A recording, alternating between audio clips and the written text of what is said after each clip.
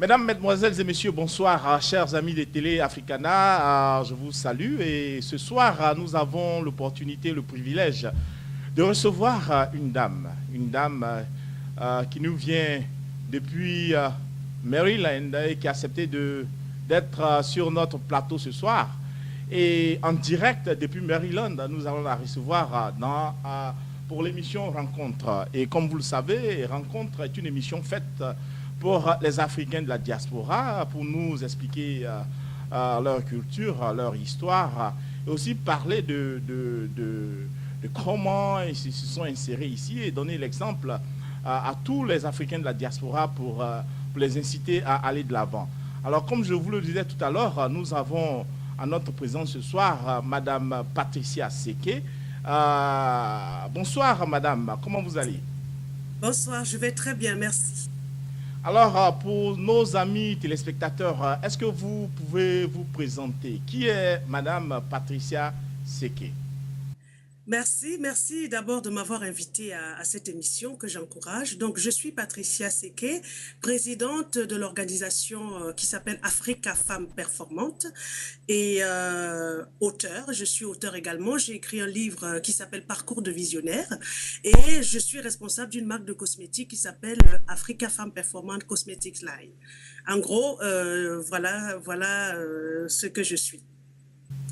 Alors, avant qu'on n'aborde l'aspect même de Africa Femme Performance, je voudrais un peu qu'on parle un peu de Patricia Seké. Qui est Patricia Seké? De quel pays nous vient Patricia? Alors, est-ce que vous pouvez nous parler un peu de votre histoire? Oui, je suis camerounaise. Je suis camerounaise d'une région qu'on appelle le Mbam. Et aujourd'hui, j'ai 42 ans. 42 ans. Je suis passée par la France. J'ai eu mon bac à Douala. Et après, j'ai donc poursuivi mes études supérieures à Nantes, où j'ai fait 2 années de langue étrangère appliquée. Ensuite, je me suis donc inscrite dans une école de commerce pour finir ma formation. Et j'ai eu donc un diplôme d'ingénieur en marketing et stratégie commerciale à l'ISEC de Paris.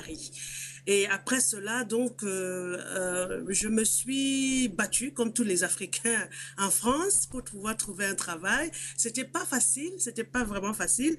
Et j'ai dû batailler fort pour pouvoir m'insérer dans la vie professionnelle active en France. Et ce qui n'était pas simple. Donc, malheureusement, après 2 ans de recherche d'emploi en France, je me suis décidée finalement de créer moi-même mes propres activités. C'est ce que j'ai fait parce que, étant frustrée de n'avoir pas pu persévérer dans le domaine que je voulais travailler dans une multinationale. Et ça, malheureusement, parce que je suis noire, je ne pouvais pas me faire embaucher comme mes promotionnaires de l'ISEC de Paris. Donc, j'ai donc dû créer Africa Femmes Performantes, où j'ai décidé donc de promouvoir les talents de femmes, parce que s'il y a beaucoup de femmes qui étaient dans ma situation où elles ne pouvaient pas vraiment exercer leur talent, ça m'a vraiment révolutionné à mettre sur pied cette organisation qui fait la promotion des talents des femmes. Alors, voilà brièvement présenté votre association, votre organisation, si j'ose m'exprimer ainsi. Je voudrais, comme je le disais tout à l'heure, avant même qu'on ne parle de l'aspect fondamental de votre organisation, je voudrais, Rencontre est une émission qui nous qui parle même de, comme je le disais, de la culture, de là d'où vous venez, de comment vous avez souffert, votre intégration. Je voudrais d'abord qu'on s'étale sur Patricia Seké, née au Cameroun. Alors, si j'arrivais à aller au Cameroun, est-ce que vous pouvez un peu me situer géographiquement parlant? Est-ce que là d'où vous venez, est-ce que c'est au centre, c'est au sud, c'est à l'est, c'est à l'ouest? Si je devais me rendre aujourd'hui dans la région de Patricia Seké, comment je fais? Patricia Seké est du Cameroun. Comme j'ai dit tout à l'heure, le Cameroun, c'est un pays qui est situé en Afrique centrale. Le Cameroun est un pays qui est situé en Afrique centrale et je suis de la région du Mbam, comme je vous l'ai expliqué tout à l'heure. La région du Mbam est une région qui est dans le sud du Cameroun, on va dire dans le centre, entre le centre et le sud du Cameroun, et ça, c'est la région du Mbam, c'est connu. Donc, voilà précisément. Sinon, culturellement, ce que je peux vous dire sur le Cameroun, c'est que on a toujours dit dans les livres de géographie que le Cameroun, c'est l'Afrique en miniature parce que c'est un pays où on rencontre tous les climats, toutes les végétations qu'on trouve dans l'Afrique. On rencontre aussi une zone sahélienne, donc avec des montagnes à l'ouest du Cameroun. C'est pour ça qu'on a identifié ce pays comme l'Afrique en miniature. C'est un très, très beau pays où je me ferai le plaisir de vous accueillir. Merci déjà pour l'invitation. Alors, qu'est-ce on trouve spécifiquement dans votre village, culturellement? Qu'est-ce que vous avez à vendre, si vous aviez à vendre la culture je voudrais qu'on parle déjà de votre village, si je devais m'y rendre. Qu'est-ce que vous avez à vendre à ce qu'on-ci, peut-être largement de votre région, mais si je devais m'y rendre, qu'est-ce que vous avez à vendre culturellement? Comment vous habillez? Qu'est-ce que vous mangez? Qu'est-ce qui est spécial là, de votre village que je voudrais découvrir? Ben, culturellement, la région du Mbam, c'est une région qui a beaucoup de richesses. C'est une région où on mange beaucoup le couscous de maïs. Le couscous de maïs, les feuilles de manioc et une sorte de feuille qu'on appelle le betosso chez les Bafia, qui est la région de mon mari, parce que mon mari est du Mbam également. Donc, c'est ce qu'on mange là-bas. Sinon, on caractérise notre département comme le département de l'ananas et de l'igname. C'est là où on trouve les meilleurs ananas et l'igname. Donc, on a baptisé ça, c'est le pays de l'igname et de l'ananas, donc la région du Mbam.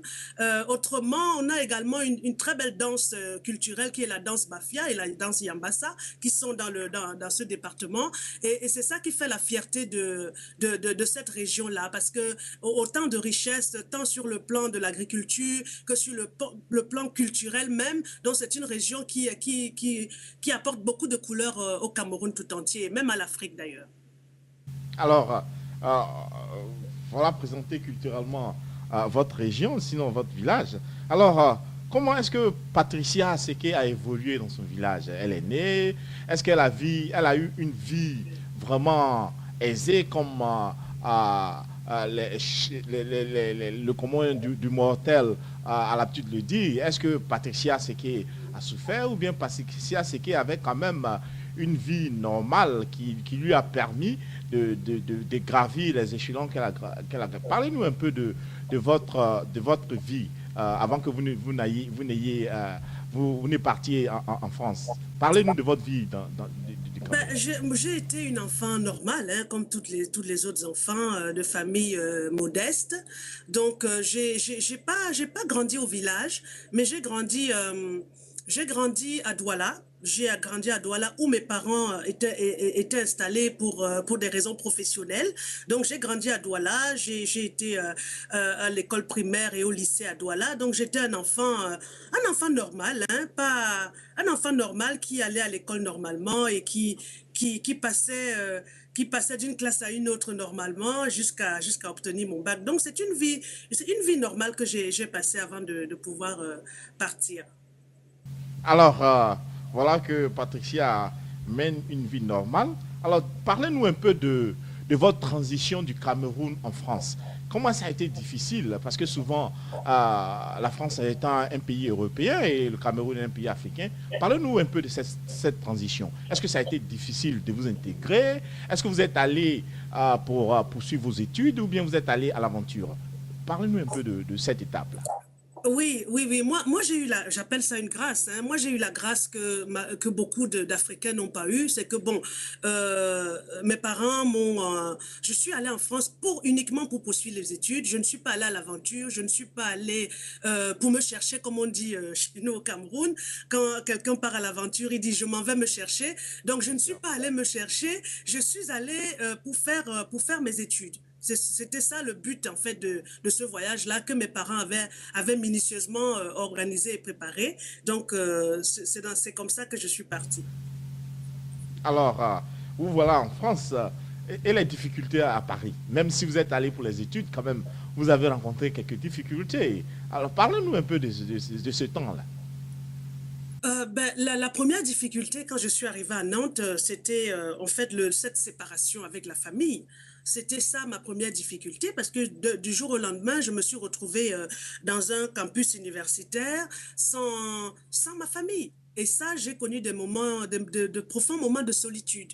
De profonds moments de solitude avant de commencer à me connecter avec d'autres étudiantes des autres pays africains. Ça, c'était vraiment un véritable problème au départ, mais qui a été bien sûr résorbé au fil du temps puisque je me suis fait beaucoup d'amis et de connexions. Mais sinon, l'autre difficulté dont j'ai le souvenir, c'est lorsque le franc CFA a été dévalué, je crois, en 93, ou entre 93 et 94. Là, mes parents, la mesure d'argent que mes parents m'envoyaient a dû diminuer par 2. Et là, ça commençait vraiment à devenir difficile. Et heureusement pour moi qu'à Nantes, à l'université, à l'école de commerce où j'étais, on avait la possibilité de pouvoir travailler pour arrondir les fins du mois. Mais j'avais bien senti, hein, quand il y a eu cette dévaluation du franc CFA, j'avais bien senti le coup. Hein. Alors, voilà une femme africaine qui quitte son Cameroun natal pour des études.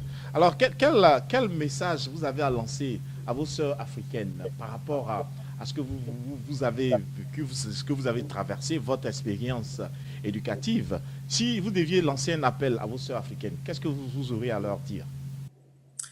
Moi, tout ce que je dis, c'est que dans la vie est un combat. Et il faut pas prendre la vie à la légère parce que nous sommes sur Terre pour une raison bien précise. Et il faudrait pas le message d'aujourd'hui qui est actuel.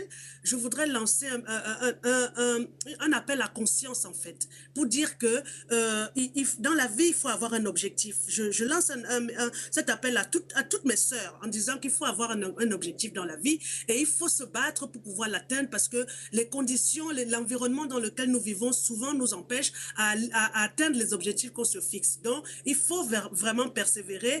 Et l'appel que je lance aussi, même à celles qui n'ont pas eu l'opportunité de poursuivre leurs études et d'aller à l'école, c'est de trouver le moyen quand même d'apprendre quelque chose, d'apprendre un métier. Ça, c'est très, très important dans la vie.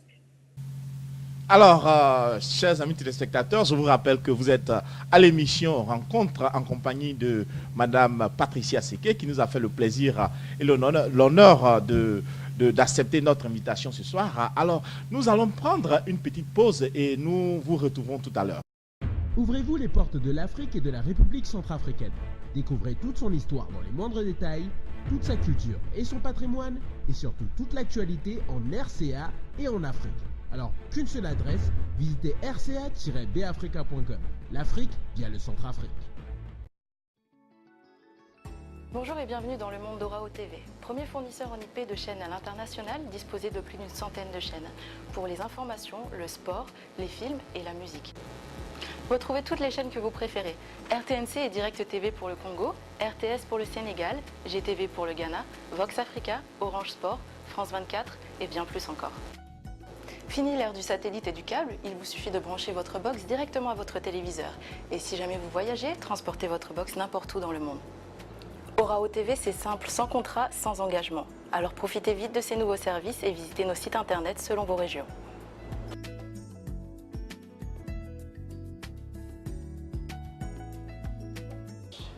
Merci et à très bientôt. Bienvenue à l'antenne, là, comme je vous le disais tout à l'heure. Vous êtes toujours à l'émission Rencontre avec Madame Patricia Seké qui nous a fait l'honneur et le plaisir d'être avec nous ce soir. Alors, Madame Patricia, vous avez parlé de votre séjour à Paris et dites-moi, en quelle année vous avez fini vos études? Parlez-nous un peu de l'année à laquelle vous avez fini vos études et puis et quand vous avez décidé comme vous le disiez tout à l'heure, de mettre en place cette organisation. Vous êtes parti pour des études, comme vous l'avez dit, il y a eu quelques difficultés. Parlez-nous de la fin de votre séjour avant qu'on entende un peu comment même vous avez fait pour... quelle idée vous avez eue pour mettre cette organisation? J'ai terminé mes études en 99. J'ai été diplômée de l'ISEC de Paris dans la promotion de 99. Et lorsque j'ai eu mon diplôme, j'étais tellement heureuse et tellement contente de pouvoir enfin travailler dans une multinationale parce que, par exemple, la promotion, la fille qui était major de notre promotion, elle d'office, elle avait été engagée dans la société Philips en France et presque tous les promotionnaires, chacun, comme c'était des Français, des Blancs, chacun avait une place dans une grande société. Moi, j'étais persuadée que moi, c'est pareil. J'allais pouvoir intégrer aussi une multinationale pour pouvoir enfin réaliser mon rêve qui était celui de travailler dans une multinationale, tout ça. Donc, au sorti de là, avec mon diplôme en poche, donc j'ai commencé à envoyer des CV et tout ça pour pouvoir avoir un contrat quelque part. Et puis, bon, ben, ça a duré 6 mois, ça a duré 1 an, ça a duré 1 an et demi, ça a duré 2 ans. Et là, j'ai commencé à me demander ce qui se passe. Et la dernière expérience que j'ai eue qui m'a vraiment poussé à me rendre compte des réalités de la vie et des réalités de ce que nous vivons en tant qu'Africains, c'est que j'avais envoyé un CV dans une entreprise. Et quand ils ont reçu mon CV, ils m'ont appelé tout de suite, ils m'ont dit, venez demain matin, vous êtes exactement le profil qu'on recherche. Si l'entretien se passe bien, vous commencez demain après-midi. Donc, je suis allée à l'entretien et dès que je suis arrivée, dès que je suis entrée, ils ont vu que j'étais une femme noire. Et tout de suite, le recruteur, il a changé de mine, il a changé d'avis. Il m'a dit, écoutez, finalement, on a changé d'avis, le poste n'est plus vacant. Ils m'ont raconté une histoire juste pour me dire qu'ils ne pouvaient pas me prendre. Donc, au sortir de tout ça, ben, je me suis dit que il fallait que je fasse quelque chose parce qu'avec tout ce que j'avais appris à l'école, je pouvais pas passer de frustration en frustration sans pouvoir faire quelque chose. Et là, j'ai pris donc la revanche de faire la promotion des talents de femmes et de pouvoir moi-même être un créateur d'emplois et créateur de succès pour les femmes. Donc, c'est pour ça que j'ai donc créé en 2003, hein, quand même, en 2003, vous voyez, entre 99 et 2003, et il y a quand même eu 4 ans qui se sont passés. J'ai créé en 2003 donc Africa Femmes Performantes, qui est cette organisation dont l'objectif est de promouvoir les talents de femmes africaines. Justement, nous en arrivons à la création de Africa Femmes Performance. Alors, est-ce à dire que c'est parce que vous n'avez pas eu l'opportunité de travailler que l'idée vous est venue, ou bien c'était quelque chose à laquelle vous pensiez déjà, peut-être, comme je dirais, dans la cuisine, comme on peut le dire, c'est quelque chose à laquelle vous étiez en train de penser, quand bien même que vous n'avez pas eu le boulot, mais qui pouvait venir un jour, ou bien c'est parce que vous n'avez pas eu le travail que cette idée-là est venue? Ben, comme on dit à quelque chose, malheur est bon. Peut-être qu'il fallait que tout ça m'arrive pour que je sache exactement quel est mon appel, qu'est-ce qui est vraiment en moi. Il fallait peut-être que toutes ces circonstances-là se mettent en place pour que je sorte ce qu'il y a de plus beau en moi. Donc, c'est pour ça que je dis à quelque chose, malheur est bon, parce que je n'avais pas du tout prémédité d'être à la tête d'une organisation appelée Africa Femmes Performantes et avec les objectifs qu'elle est en train de réaliser aujourd'hui. Donc, je pense aujourd'hui, finalement, je pense qu'ils m'ont rendu service en ne m'embauchant pas en France. Parce que si j'étais rentrée dans une société, peut-être que je n'aurais pas finalement fait ce que je fais aujourd'hui. Alors, parlons de cette organisation. Il y a plusieurs organisations de femmes qui sont là. Vous, qu'est-ce qui vous différencie? Sinon, qu'est-ce qui différencie votre organisation des autres organisations? Ben, c'est vrai que je ne peux pas, on peut pas toujours savoir ce que les autres organisations font. On ne peut pas toujours savoir. Donc moi, je peux mieux parler de mon organisation parce que je travaille sur ce projet-là depuis très très longtemps. Nous, notre objectif principal, c'est d'apporter des solutions aux problèmes des femmes. C'est vrai que les femmes ont beaucoup de problèmes, mais le problème majeur, c'est ce problème d'indépendance professionnelle, et d'indépendance financière. Donc c'est sous cet angle-là que nous on a décidé donc de batailler sous l'angle de la femme qui doit être libérée de libérer en fait des problèmes financiers, libérer des problèmes économiques. C'est sous cet angle-là que nous avons décidé de nous engager. Alors, concrètement, parlez-nous un peu de l'organigramme de votre organisation. Est-ce que vous êtes seul dans cette organisation? Vous avez une équipe? Où est située cette organisation? Alors, parlez-nous un peu de l'organigramme de votre organisation. Très bien. Alors, je ne travaille pas seule parce que pour l'objectif de notre mission, c'est d'impacter le monde entier. Donc, j'ai toute une équipe qui travaille avec moi, sachant que nous avons des représentations dans plusieurs pays, notamment au Canada, au Cameroun, au Tchad, en République démocratique du Congo, en République centrafricaine. Donc, dans ces pays-là, nous avons des coordonnatrices qui sont à la tête de chaque pays, qui sont là pour impulser la vision dans les différents pays. Donc, nous avons une équipe d'environ 15 personnes qui travaillent de façon active dans cette organisation. Et maintenant que nous avons également diversifié les services et nos projets, nous avons ici aux États-Unis une équipe de 5 personnes qui travaillent régulièrement sur le projet. Alors, vous avez mis cette organisation en place. Vous avez dit qu'elle est née en 2003, si je me rappelle bien.